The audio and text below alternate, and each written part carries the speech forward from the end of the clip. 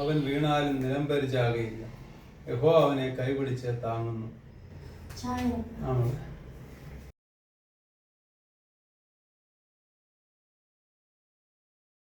എന്താ മോളെ സങ്കടം? ചുമ്മാ ഇങ്ങനെ ഇരുന്നപ്പം ദൈവം എന്തിനാ അമ്മേനെ ഇത്രയും പെട്ടെന്ന് വിളിച്ചതെന്ന് ആലോചിക്കുമ്പോൾ മനസ്സിനൊരു വിഷമം. മോളെ, അപകടങ്ങൾ ആർക്ക് ഏത് സമയത്ത് വേണേലും വരും. ഗ്ലാസ് അങ്ങോട്ട് വെച്ചേ. നമ്മുടെ അപകടത്തിലെ അമ്മയും അപ്പയും പോയിരുന്ന മോൾ എന്ത് ചെയ്തേനെ? അപ്പയ്ക്ക് ഈ കാലിൻ്റെയും ഈ കൈയുടെ പ്രയാസമല്ലേ ഉള്ളൂ. ഓരോരുത്തർ എത്ര പെട്ടെന്നാണ് ഈ ലോകത്തുനിന്ന് യാത്രയാകുന്നത്. നമുക്ക് ദൈവത്തെ ചോദ്യം ചെയ്യാൻ അവകാശമല്ല മോളെ.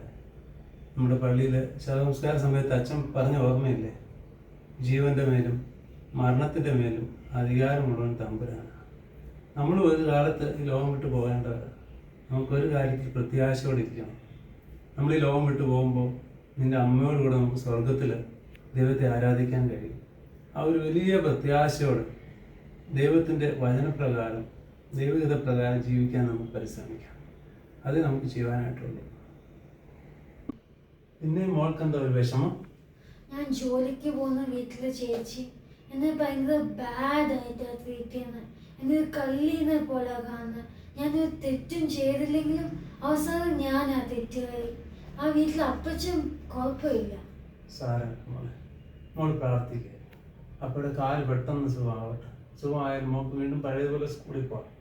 ഓക്കെ, കുഞ്ഞുങ്ങളുടെ പ്രാർത്ഥന ദൈവം കേൾക്കും. നമ്മൾ ഒന്നുകൊണ്ട് ഭാരപ്പെടണം. നമുക്ക് ഒരുമിച്ച് പ്രാർത്ഥിക്കാം.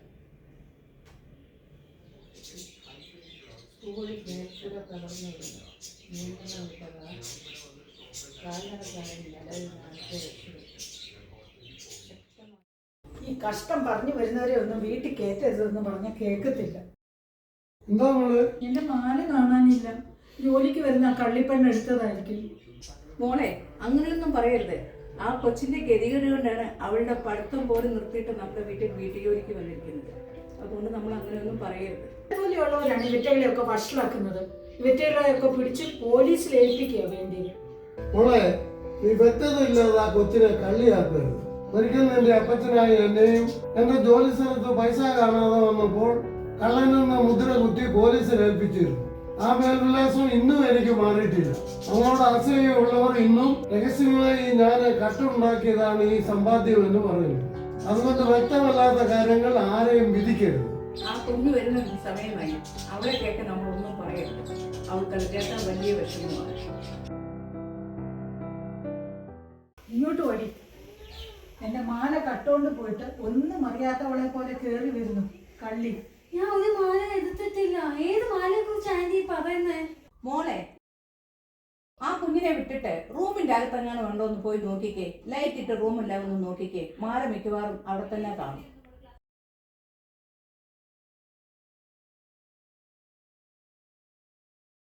ഇങ്ങോട്ട് വാടി. എവിടെ നീ കൊണ്ടുവച്ചത്? നീ എവിടെ എടുത്തോണ്ട് പോയത്? ഇവിടെ എല്ലാം ഞാൻ നോക്കി, എങ്ങും കാണുന്നില്ല. ഞാൻ എടുത്തിട്ടില്ല. നീ നോക്ക്. ഞാൻ ഇവിടെ എല്ലാം നോക്കിയത്, ഇവിടെ എങ്ങും കാണുന്നില്ല. ശരിക്കും നോക്കാം. ഞാൻ എടുത്തിട്ടില്ല. നോക്ക് എവിടെയാണെന്ന് നോക്ക്. ഞാൻ ഇവിടെ എല്ലാം നോക്കിയത്, ഇവിടെ എങ്ങും കാണുന്നില്ല. എവിടെ നീ കൊണ്ടുവച്ചതെന്ന് എനിക്ക് അറിയത്തില്ല. നോക്ക് നോക്ക് നോക്ക് നോക്ക്. കാണുന്നില്ല.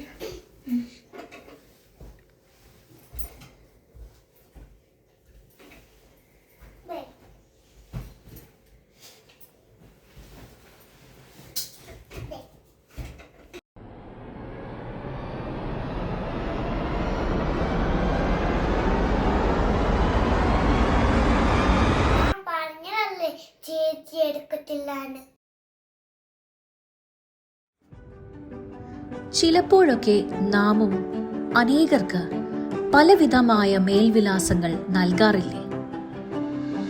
കള്ളൻ, കള്ളി, മടിയൻ, മഠയൻ, സാത്താന്റെ സന്തതി, അഹങ്കാരി, അസൂയക്കാരൻ, നുണച്ചി എന്നിങ്ങനെ. ഈ മേൽവിലാസങ്ങൾ അവരുടെ ജീവിതാവസാനം വരെ അവർക്ക് ദുഃഖവും നിരാശയും നൽകും. അതുകൊണ്ട് നമുക്ക് വ്യക്തതയില്ലാത്ത കാര്യങ്ങളിൽ മറ്റുള്ളവരെ വിധിക്കാതിരിക്കുവാനും പലവിധമായ മേൽവിലാസങ്ങളാൽ അവരെ മുദ്രയിടാതിരിക്കുവാനും നമുക്ക് ശ്രമിക്കാം.